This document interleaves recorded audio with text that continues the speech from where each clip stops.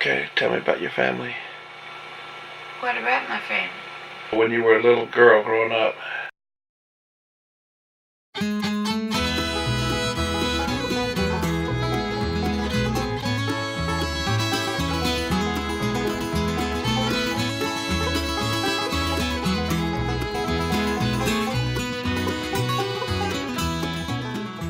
But when I moved to Vermont, I was scared.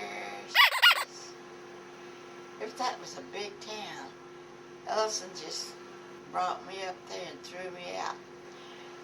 I don't mean throw me out. He took me up to Vander's house. But I didn't live with Vander very long. I couldn't stand living with Vander. She was too high-strung. And Rustin was too stuck in the mud, knew everything.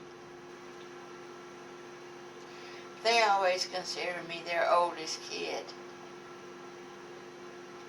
Vander always looked after me. But I went to live with my cousin. My cousin, for $10 a week, my cousin would feed me. And $10 a week was pretty cheap for being fed and everything. What was your cousin's name? Mabel, Torrance was her last name.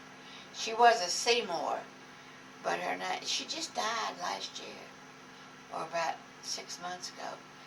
She moved up with her oldest daughter in Dallas, but Mabel was a very nice person. She was Aunt Olivia's, one of Aunt Olivia's oldest daughters, oldest kid, and she was a redhead. And she was so sweet. She was a spotless housekeeper. I lived with her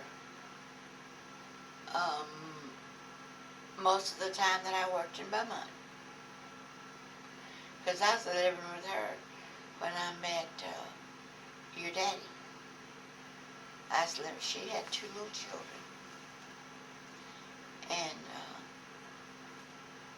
my cousin lived with her, her younger sister lived with her, and we had a bedroom to ourselves.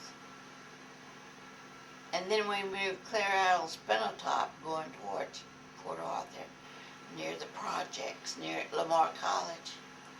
We lived out, not quite that far, but there was an oil well there, and it was. We lived there for a couple of years. Then a couple of girls from my hometown bought that house when they moved again, but by that time I was married. But every Friday night we had hot dogs and Frito, and she would fix, every Monday she would fix a big batch of tuna fish sandwiches, and I'd take a tuna fish sandwich to work with me every day. And that was also during the time I worked for Uncle James. He was real nice to me.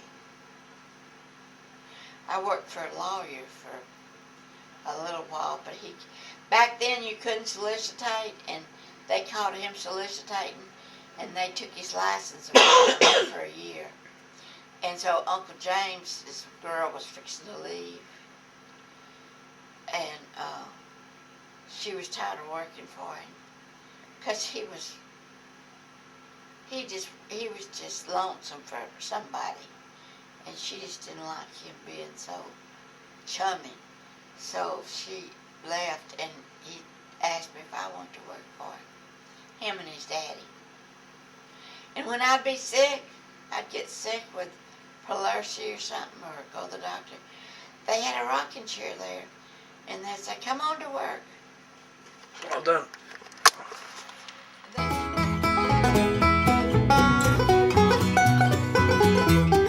Oh, tell me lies, tell me secrets, promises.